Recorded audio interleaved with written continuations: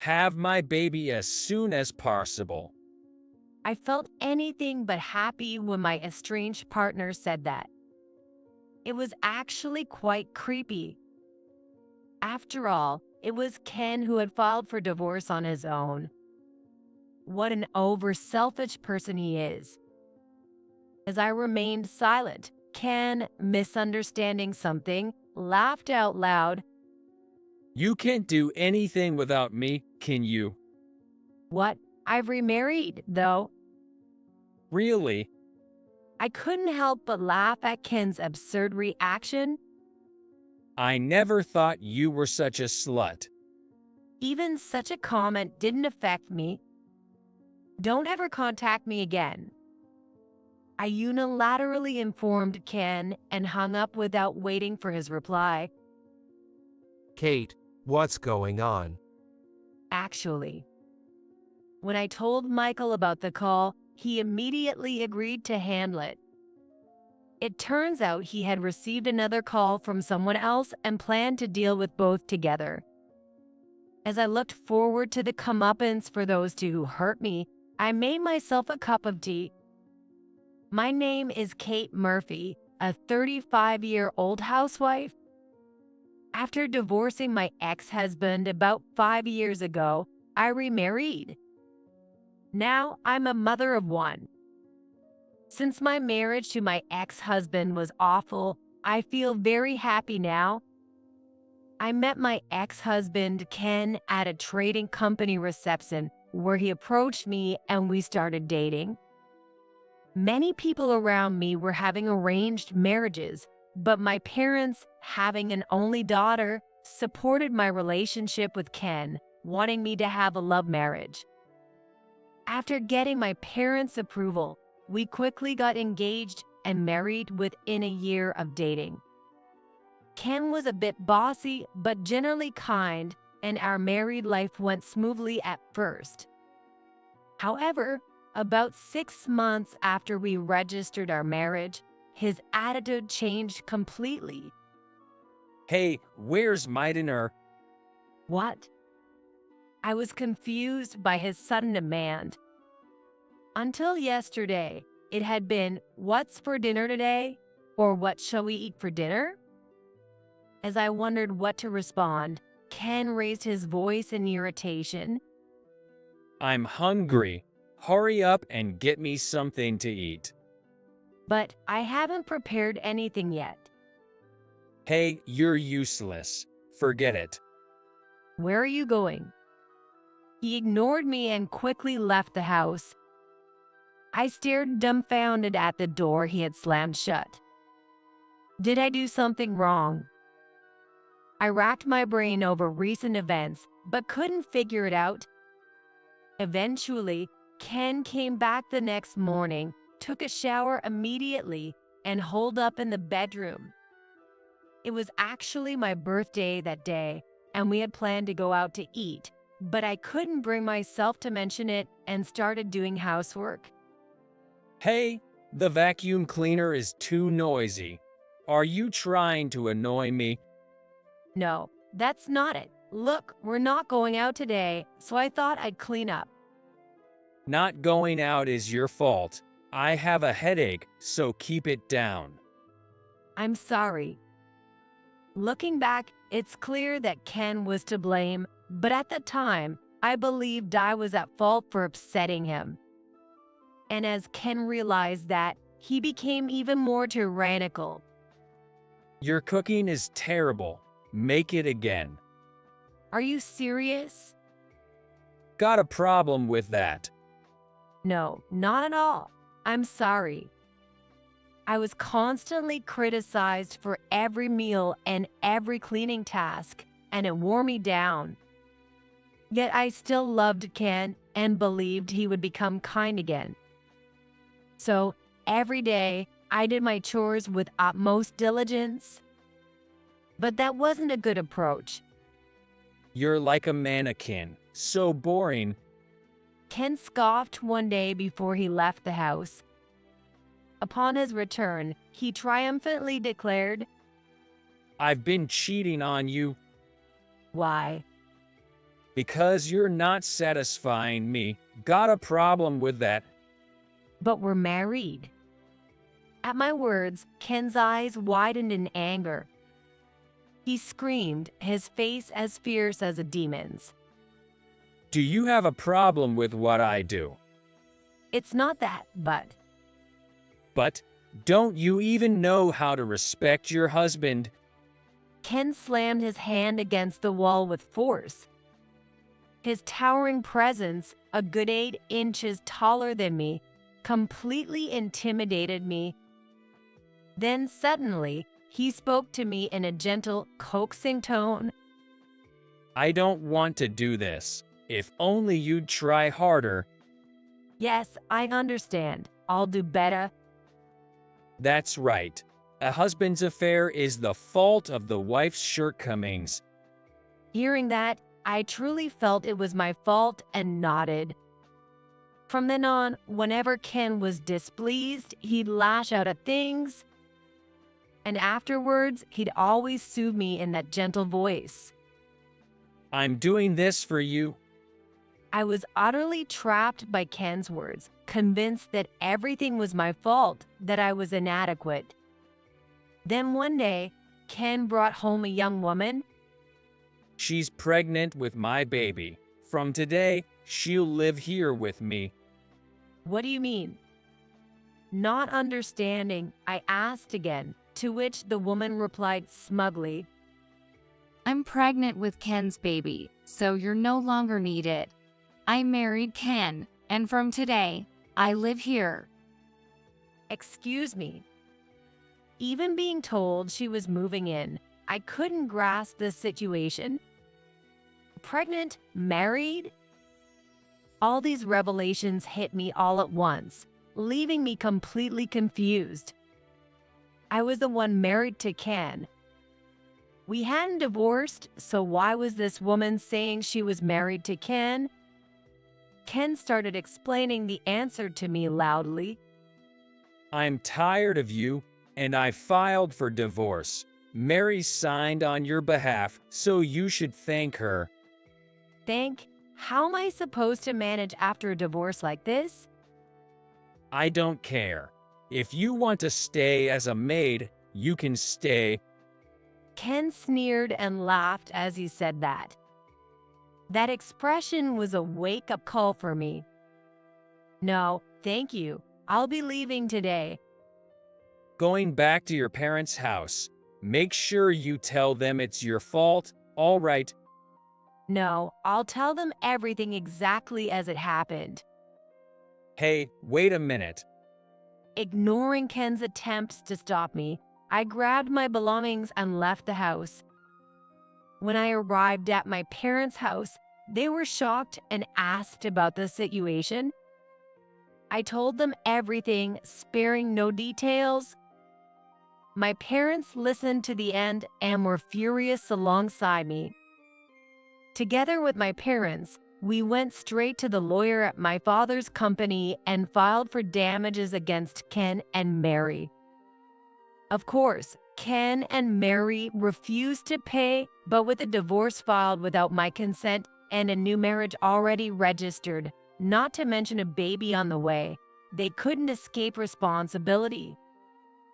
Eventually, I claimed $50,000 from Ken and $40,000 from Mary. Since both were paid in full, it seems they had to take out loans, but that was none of my concern. I was alone again and started working. Initially, I considered going back to office work, but since I enjoyed household chores, I began taking housekeeping jobs privately through my parents' connections. At first, I had 1 or 2 clients, but thanks to word of mouth, I soon had daily requests. One of those clients was Michael Murphy. He was a wealthy man who traveled the world alone, delivering supplies and teaching children. As he was only home a few times a month, he gave me the keys to his house and requested my services. I initially refused, but after repeated requests, I agreed to clean his house a few times a month. Eventually, I was asked to clean while Michael was at home. Michael, who preferred simple things, and I had a lot in common and often had lively conversations.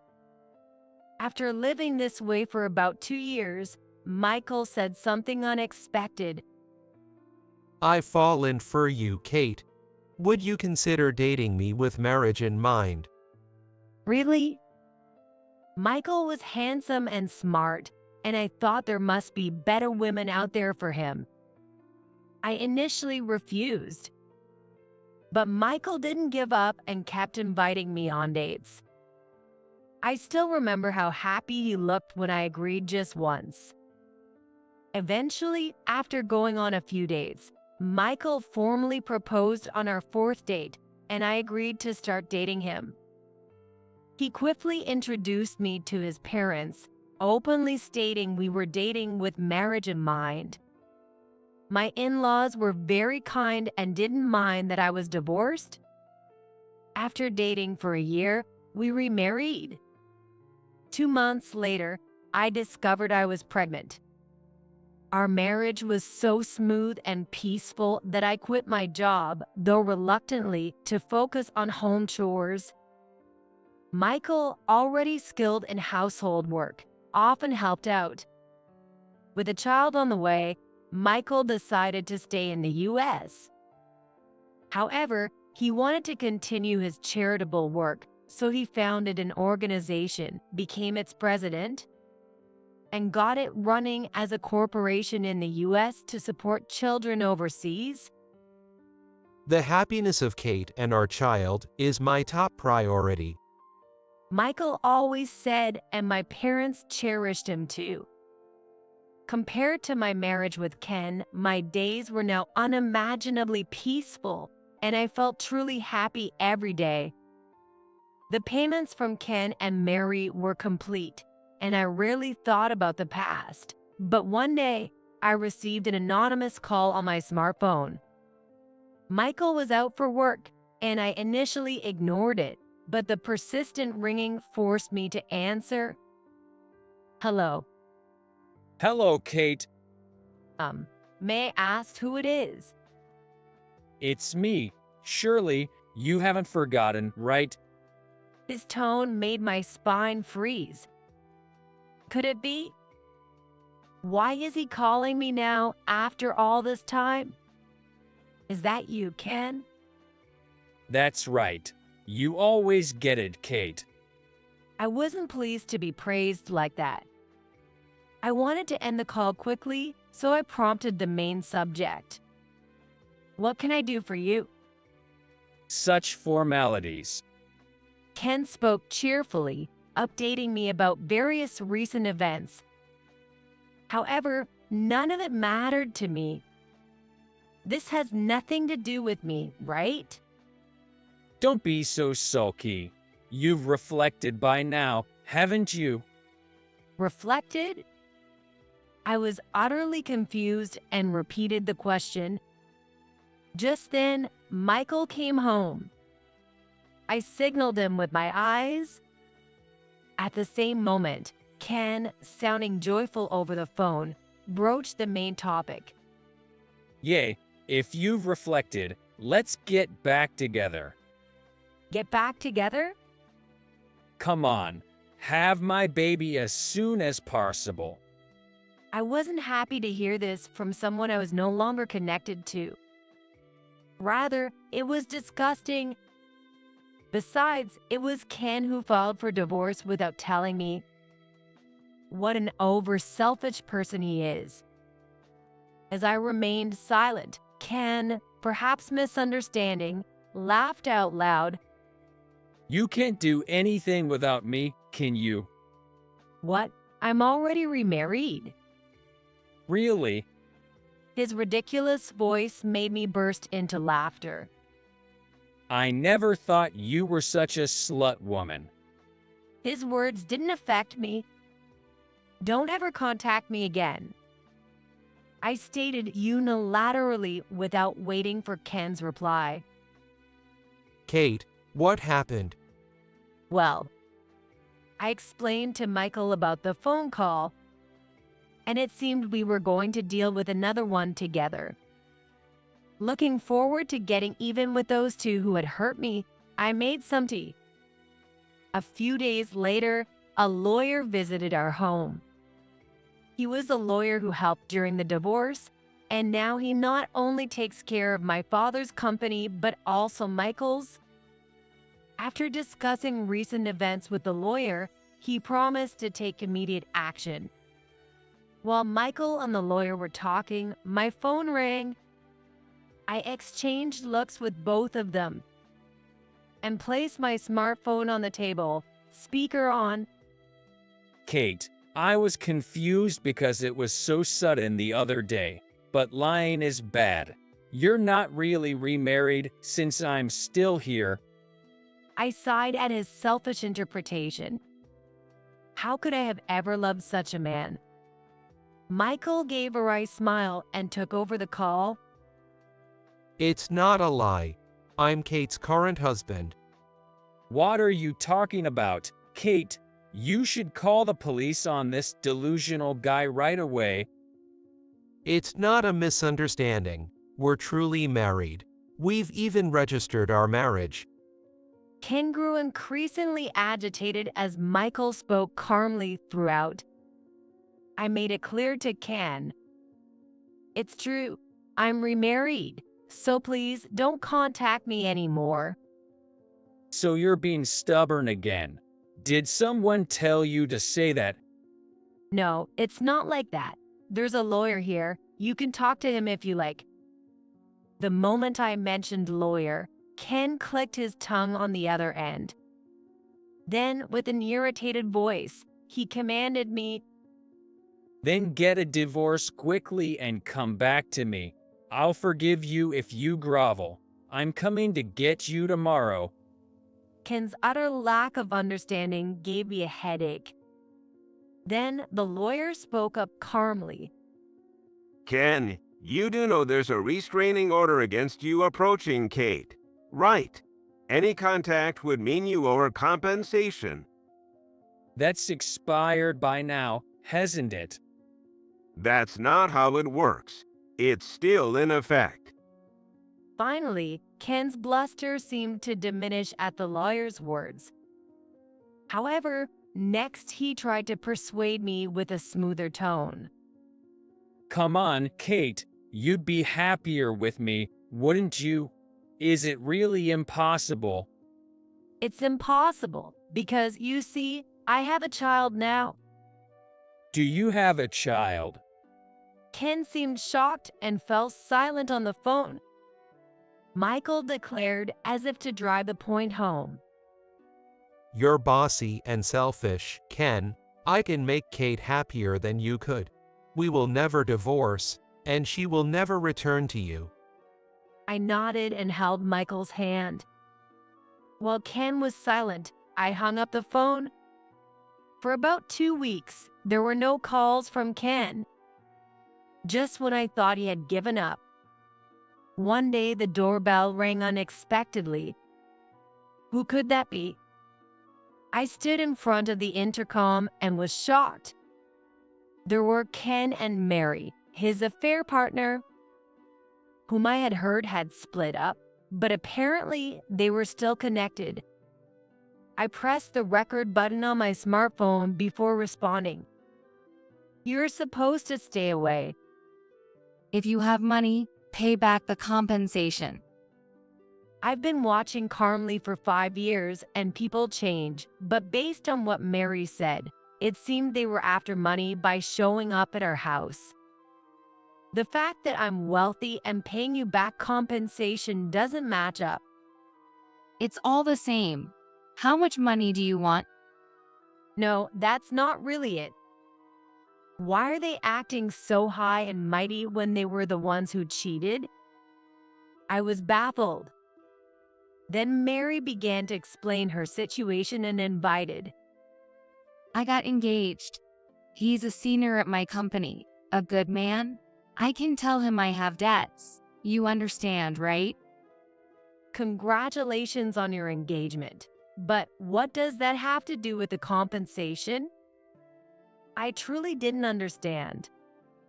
But it seemed my attitude rubbed Mary the wrong way. That's why. I'll forgive the debt part, so just give back the money. You're not struggling with money, are you? I heard you're wealthy. Mary began to scream hysterically, and fear crept up on me. I doubt they can get in because of the auto lock, but what if they forcefully enter through the window? As I thought about what to do if Mary tried to force her way in, she shouted even louder. Where on earth did you find such a handsome guy? I'm much better suited for him. Hand him over. I'm sorry, but my husband is not an object. I know that much.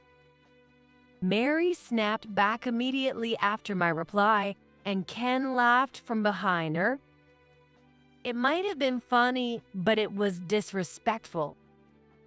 Then Mary started yelling at Ken. I had no idea you were Pua. This ticked Ken off, and he retorted, You lied about being pregnant too, didn't you? That was a misunderstanding. You were so sure of yourself, though. They completely forgot about my presence and started arguing with each other. The mention of pregnancy from that time was a lie. I felt as if a thorn in my heart had slightly dissolved. Just then, a police officer appeared on the intercom screen. No, this is not it.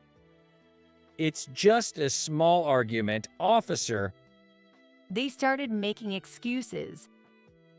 But the officer wasn't having it and took them away. I slumped down at the intercom. Phew, I'm glad they didn't get in. Are you okay? It turned out that Michael had called the police. In fact, I had contacted Michael before answering the intercom. He had told me to record the conversation because he was coming home soon. Sorry for bothering you when you're busy. Thank you. Kate's safety is always the priority. Don't worry about it. I felt reassured by the dependable Michael. I'm really glad I remarried him.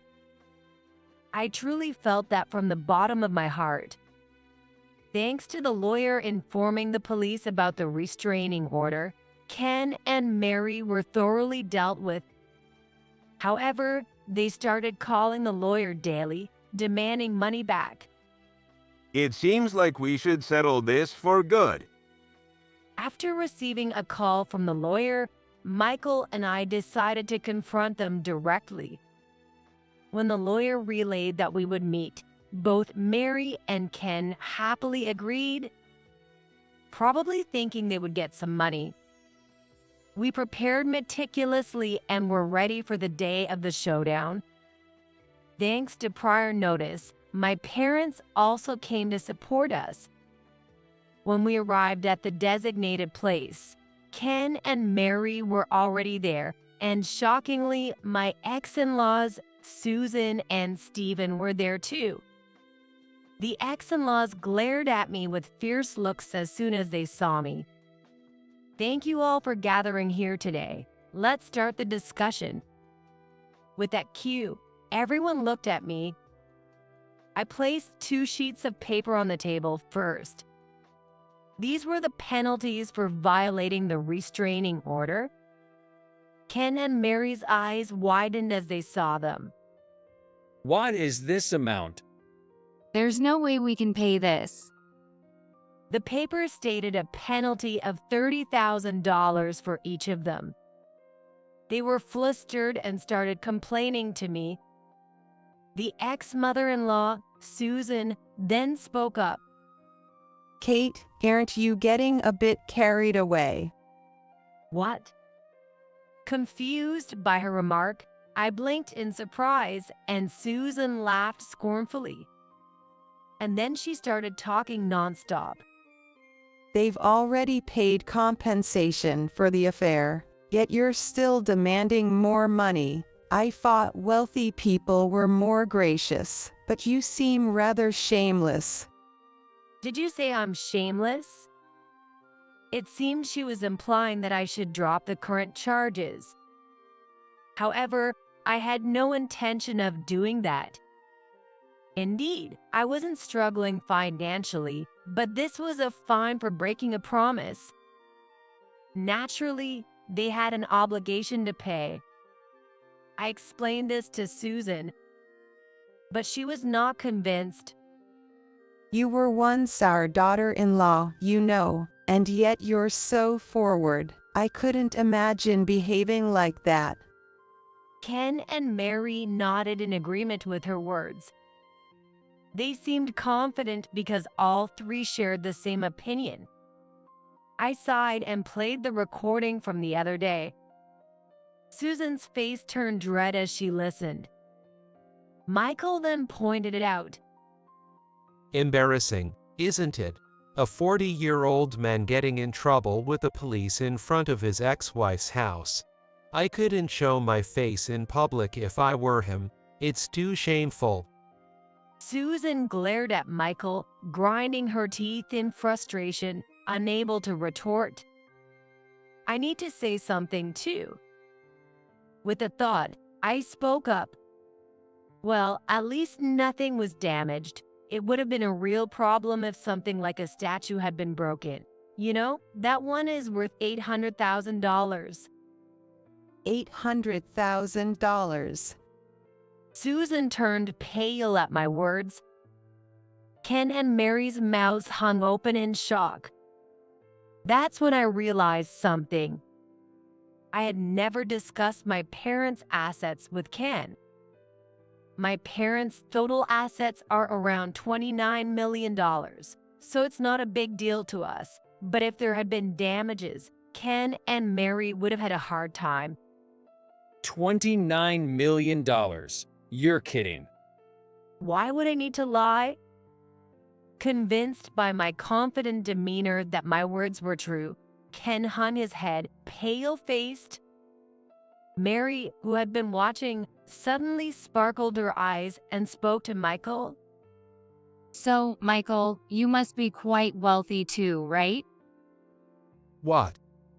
Michael expressed clear disgust, but Mary continued unabated. Indeed, Michael's total assets were similar to that of my parents. However, that was irrelevant to the current discussion. Then, why don't you dump such a demanding wife and marry me?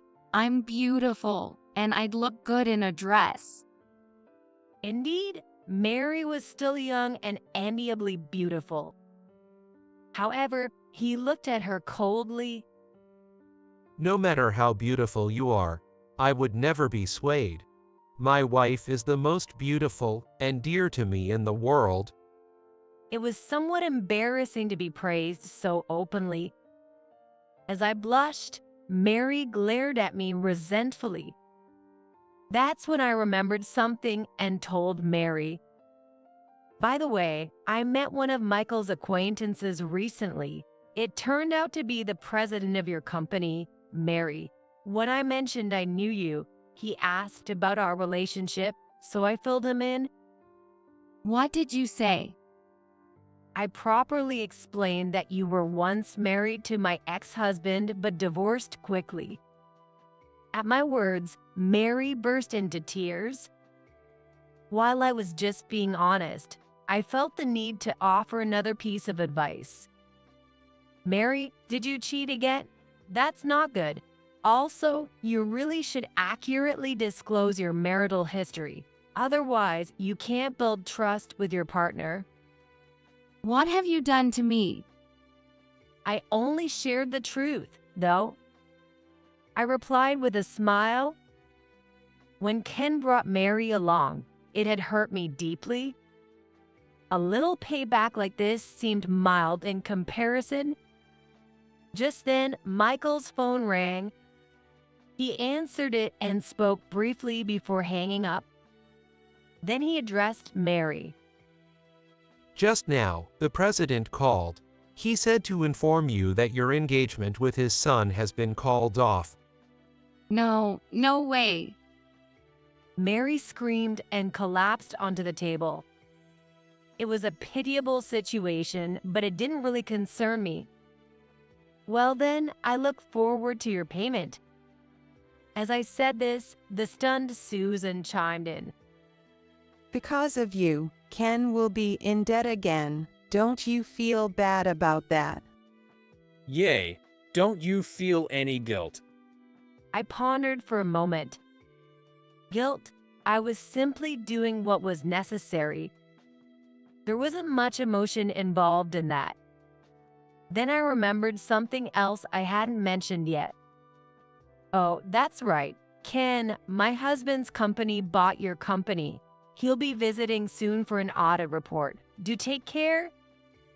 No way. I don't lie, you know. I sought agreement from Michael, who nodded affirmatively.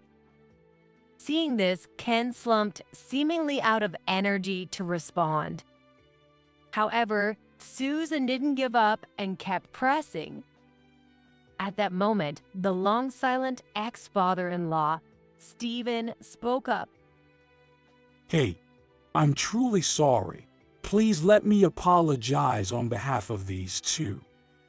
He apologized deeply, catching me off guard. Throughout my marriage, Stephen had often criticized Ken's actions and Susan's snide remarks. It was him who insisted on paying the compensation, even if it meant going into debt. That's why I harbored no ill feelings towards him. Stephen, please don't apologize. It's all right. Let me apologize. As Stephen apologized, Susan looked at him in disbelief. I will make sure that the compensation is paid in full, even if it means taking out a loan. And I am going to divorce Susan. Divorce? Why? I can't stand your nonsense any longer. Susan turned pale and clung to him. But his decision was firm, and she soon realized it was futile and hung her head like Ken, ceasing to argue. Handle the divorce on your end, and we'll be fine as soon as we get the payment signed. Understood. Come on, both of you. Sign it now. Prompted by Stephen's stern voice, Ken and Mary reluctantly signed the payment agreement.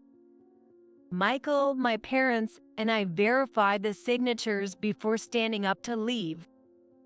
Just before exiting the room, my silent parents spoke up. Weren't a reconcilable difference is the reason for the divorce. Indeed, our values differ greatly. Therefore, we ask that you no longer involve yourselves with them. Our daughter, whom Ken hurt, is now very happy. If anyone intends to disrupt this happiness, be prepared. Feeling the love from both my parents, I was moved to tears. Holding my hand, Michael smiles at me.